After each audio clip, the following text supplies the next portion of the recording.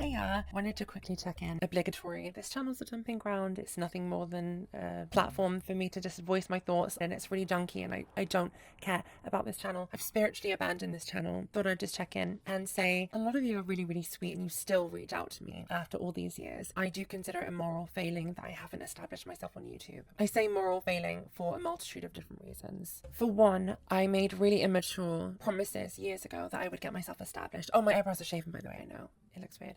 I say that because I feel self-conscious. I made promises that I would get established, and I never did, through immaturity and not understanding my limitations and being too perfectionistic. The sad thing is I worked on a YouTube channel in the background, and it was really good. I have to say the work I did was really beautiful. The editing, the music, the ambience. There's a fucking moth. It was tragically good work because I never released it. This is going to distract me because I don't have a broad attention span, and there's a moth flying around me. Maybe one day I'll get back to that work, I'll revive it. But also a moral failing due to the fact that the world right now is in some kind of deterioration. Dare I sound cynical? I do think I have a brand of, let's say, intrigue, verve, reason, sharpness, and I have a perspective that I think might be potentially curative.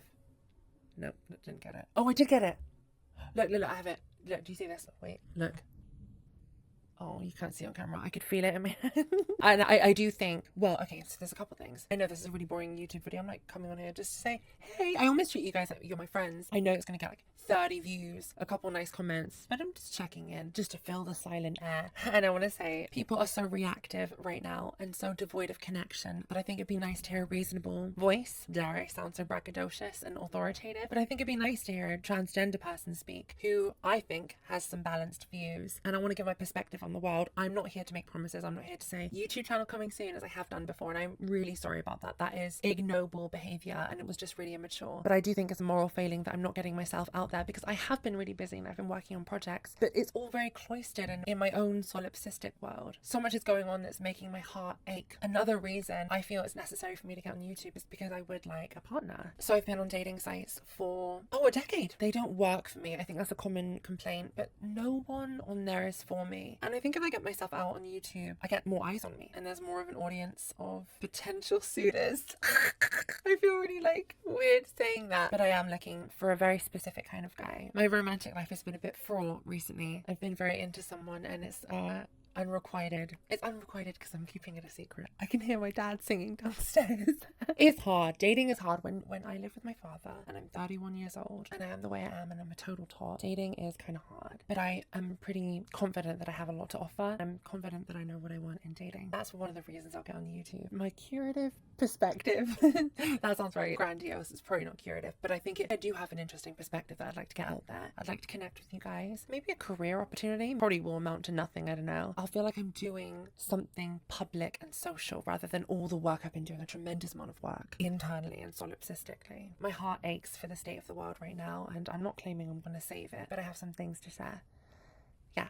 To those of you who like trans women, get on dating sites. Populate the dating sites. Get out there and find a trans woman if you want to date us. If it's just a sexual thing, that's also totally fine. But come on, let's normalize trans dating. Let's make it so that the men of the near future can more openly date us. And it's going to take some of you brave motherfuckers to do that, because we're still in the dark ages. It's 2026, where trans porn is consistently, year after year, globally, one of the most popular porn categories on earth. So don't bullshit me. It is extremely popular. It is very common for men to like it. And I know this because I go out into the world on a night out, whatever. Guys are flirting with me. I tell them I'm trans. There is one case I remember years ago of a guy being like, oh, and like, oh, no, two. There's two. I can think of another guy actually. Okay, I'll quickly tell you the story. I was at a pub. A guy came and sat next to me and just started small talking. And I knew what he was doing. I thought like, yeah, you're here for sex, which fine. I mean, you're playing the game. And I immediately said, I'm not going to have sex with you, by the way, because I didn't want to waste his time. And he said, well, we don't have to have sex. I said, well, we could make out, but I'm a special kind of girl. And he's like, what do you mean by special kind of girl? I said,